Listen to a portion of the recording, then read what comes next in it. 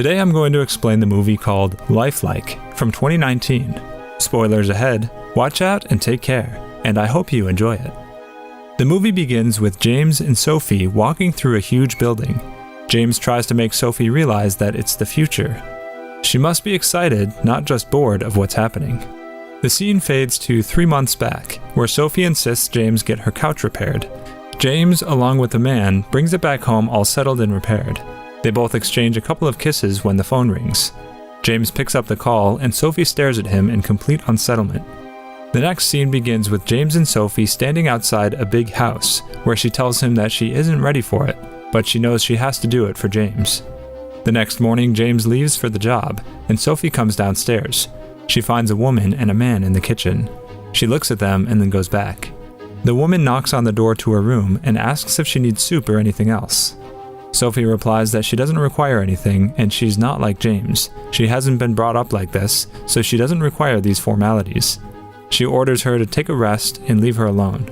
James is seen sitting at his late father's office chair, where now he needs to look up to the business that his father left. Rosa, the woman in the house, comes to Sophie and tells her about the living room that needs to be fixed. Sophie insists that she would do it by herself. Rosa tells her that it's her job and she's happy with it. To this statement, Sophie replies if she thought about this as her dream life to be. She said she wants to feel comfortable in this house, and so wants her to be as well. Sophie says to Rosa that she can spend her life however she thinks will be ideal. She calls back out to him and tells him that she's in the bathroom. James comes inside and asks where everyone is. Sophie says that she's fired them all. He gets confused and asks why she's done this. Sophie replies that she found them an ultimate distraction and that she wanted them to live their dreams. Rosa hadn't met her parents for the last 14 years, and she just gave them the freedom. James said that she's totally crazy. It was their livelihood, their way of earning. But he insists on being good to her. She moves closer to him and says this entire mansion is now for us, and we're alone here. She unbuttons his shirt, and James pulls off hers. James pushes her to the bed and starts kissing her with all his might. In the next scene, James tries to tell his employees what to perform and how to do the specific given task. They give different suggestions when the phone rings. A worker says that it's an urgent call. James takes the call and finds Sophie asking him for help in the lawn. He replies that he's at work and would do it tonight. At night, James begins to work in the dark and feels very frustrated. Sophie sees him up from the window. The next day, Sophie calls James and has an informal chat about the existence here in the new town.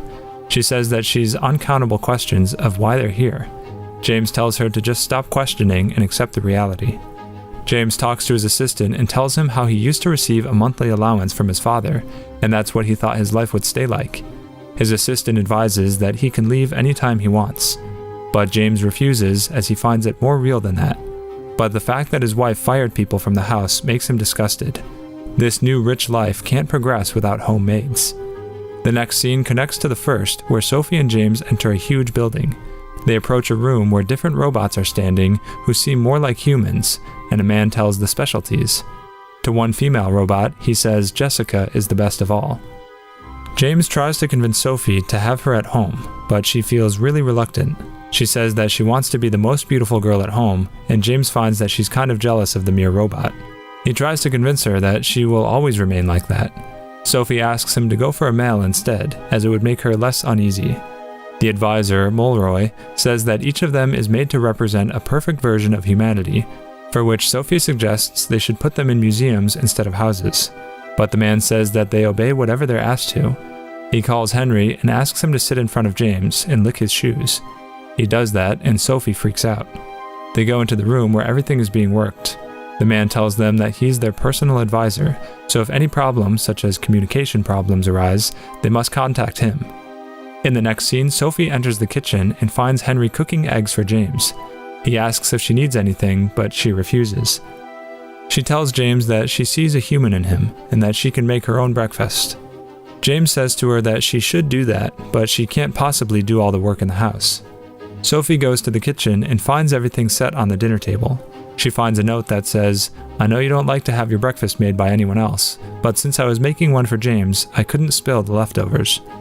Let me know if any further help is needed. Henry." Sophie smiles seeing that. In the next scene, Sophie comes out of her washroom all naked, and as she wears her gown, she turns around and sees Henry. She immediately ties her belt and orders him to get out of the room. Sophie calls James and tells that she felt he was staring at her body, but James refuses to believe that. He says he might have been looking at it, but not staring. Sophie asks him to come home as she's alone and feels uncomfortable, but he refuses, saying he's busy. He advises her to send him to his docking station. James comes home at night and asks for Henry. Sophie says that he's being charged at the docking station, so it's not good to call him at this hour. James says that he's a robot and that he can be charged in the morning. James calls him to play tennis. Henry asks if something is up with him, as he seems stressed out. James replies that he finds him that way because he is. Henry asks if he can help. James says that he just wants him to play tennis with him. They play tennis, and in ultimate anger, James hits the ball. At one point, he screams loudly. He exchanges a little chat with Henry, and Henry pays his condolences for James's father. He tells him that his father's death has been the greatest change in his life. James says to Henry that he likes him, and he likes how he takes care of him, and Henry says the feeling is mutual. The next morning, Sophie asks James how his late-night session with Henry has been. James tells her that it has been so good. It feels good to talk to someone who you know wouldn't have it fed. It's just you talking to your own self. In the next scene, Sophie tries to teach Henry how to sew the couch. Henry asks if it's important for her, and she says yes, as it's been a part of one of her dreams. It's good to have dreams, says Henry. Sophie asks if robots have dreams, to which Henry replies that it's not a part of their programming. In the next scene, Sophie, after doing ample work with Henry, asks if he needs to have a break. Henry asks back if she wants him to take the break, and she does. She hands over him a book after placing aside an envelope that shows James on it. Henry takes it, and Sophie tells him to read one chapter daily, so that they can have a conversation about it. In the next scene, Sophie sits with Henry discussing the chapter of the book. She asks if he feels the intimacy. He questions if she wants him to feel that, and Sophie nods. The next scene shows Sophie and James resting on the beach chairs, Sophie reading a book. Henry brings a jug of juice when Sophie asks him if the character in the chapter was lusty. Henry explains that lust is a feeling that makes people realize things are possible that they usually find impossible. Lust is conditional, while love is unconditional. Lust feels like love at times, until it's time to make sacrifices. Sophie and James argue about these terms, when Henry says that lust is a flow and love is a feeling. He says that he wonders why lust isn't mentioned that way. On asking, Henry says that, to me, lust is a desire for someone, something sensual. Sophie asks him if he feels lust, and he replies only if they want him to. James gets furious and says that it isn't necessary. At night, Sophie hears some noise. She gets up and goes outside. She calls out to Henry, but no one replies. She moves towards the voices with a stick in her hand, as she feels horror and fear surrounding her. She goes out and finds Henry naked lying on the lawn. She calls him by his name, and he wakes up. He asks her where he is, and she tells him that he's in a house. He again poses the question of how he came there. Sophie asks him if he's dreaming. He agrees and tells her that he dreamt he was a human. She holds his hand and takes him inside. Henry begins to fall when she catches him, and suddenly James turns on the light. He sees Sophie holding him with one hand and placing another on his chest. James asks Henry why he's outside, and he just falls. James takes him inside. The next day, Malroy tells him that it was just a glitch. Someone is making him feel like a human. Don't put emotions into a machine. If someone treats him like a person, he might become one. Sophie and James fight over him, and Sophie tells how she has to chat with a machine just because her husband doesn't have time for her. The next scene starts with Sophie entering the room and James lighting the candles. Sophie enters and tells that she isn't in the mood and leaves. Later, Sophie sits with Henry in front of the fireplace, where Henry tells her about his dreams. He tells Sophie that it's in his programming to please her, and he knows his dream pleases her.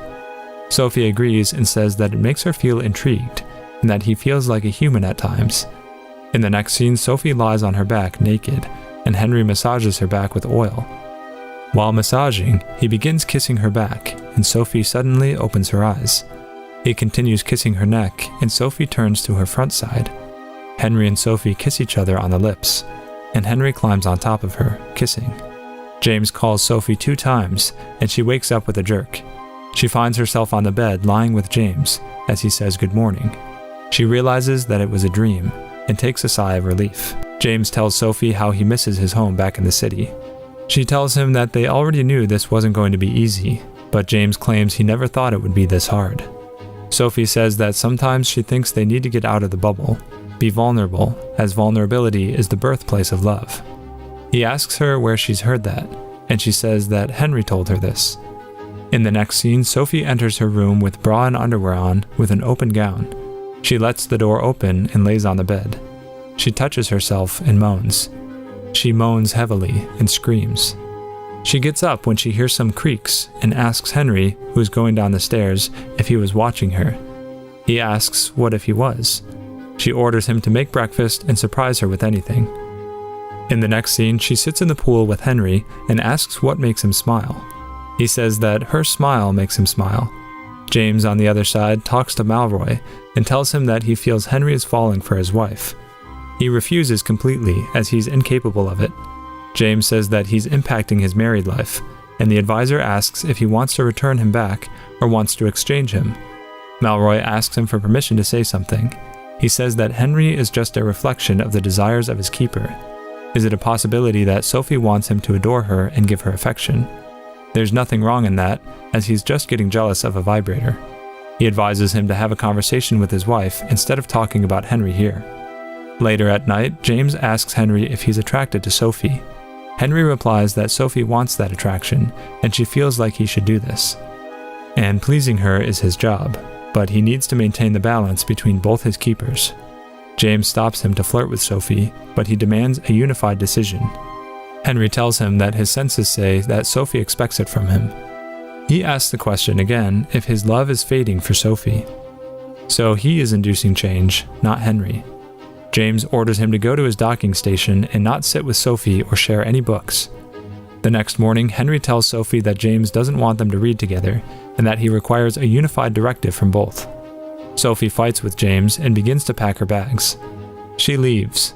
At night, after having a bath, James calls Henry to shave his beard. He turns back and finds Henry naked the same way he is. He gets closer and starts kissing James and tries to play with his body. In the next scene, Henry uncovers Sophie and massages her. He asks her to turn over and looks at the other side. He asks her to close her eyes and gives her a neck massage. He kisses Sophie on the lips, and they both exchange a number of kisses. He says that he loves her, and she asks why he's done this. He replies that he wishes to please her. She gets up immediately and asks why he said it that way. Tears start rolling down her face, and she orders him to leave. James comes back home and finds Sophie smoking. He asks her what happened. Sophie says that Henry kissed her. James starts screaming, and he says to Sophie that she brought it upon herself. Henry found the void in her. Sophie tells James that he made a face just like him while confessing. James goes to the docking station and starts an argument. He slaps him hard and breaks the entire system around. The next morning, Sophie asks James to stay until Malroy comes, but he leaves. She goes to her wardrobe and freaks out as she sees Henry coming towards her. Henry, with swollen eyes, asks what's wrong. Sophie says that James is really upset with him that he kissed her. Henry gets emotional and cries. He wishes that he could understand emotions so that they don't throw him outside. Sophie clarifies nothing like that is happening. Henry suggests Sophie to talk to James because if he's doubting her love, he's a hypocrite. Because he agreed to do things to him in lust that she denied. Sophie leaves for his office and asks Malroy to stay home until she comes back. Malroy orders Henry to get back to his docking station, but he refuses. Sophie enters James's office and sits with him on the floor. She asks if he was attracted to Henry, but James claims that it was just the circumstances that made him do this unintentionally. Both of them cry and apologize for what they had to do in order to get each other back. They both get home and find Henry standing naked in the backyard. They ask him where Malroy is, when he replies that he's gone. Sophie says that he was supposed to be here. Henry talks at his back and whines that he wasn't his maker and that he needs to be at peace for a while. The next scene shows the police all around the building and media covering the area. Sophie and James find that Malroy was a fraud and that Henry and all the other robots are actually humans. They both bring the cops home and hear gunshots in the backyard. They see Malroy with a gun in his hand. He cries and tells them that he found Henry at the age of 3 when he was injured and wounded. He was an abandoned child, and Malroy took care of him and transferred the love he gave to them, and they rejected him just the way his mother did. He loads his gun to shoot them when Henry comes from the back and kills him. Henry sits on his feet and stabs a knife into his chest. Sophie and James move towards him. Henry says that he's tired of this world, and all his feelings, emotions, dreams, and his love was real. He apologizes for ruining their lives and falls on the ground. Sophie caresses him one last time and hugs James, crying heavily. The movie closes with Sophie and James sitting at a park calling their son Henry, who they named after a special part in their lives. To watch more explanations of these kinds of movies, click on the videos on your screen. And don't forget to let me know how you feel about today's video in the comments down below.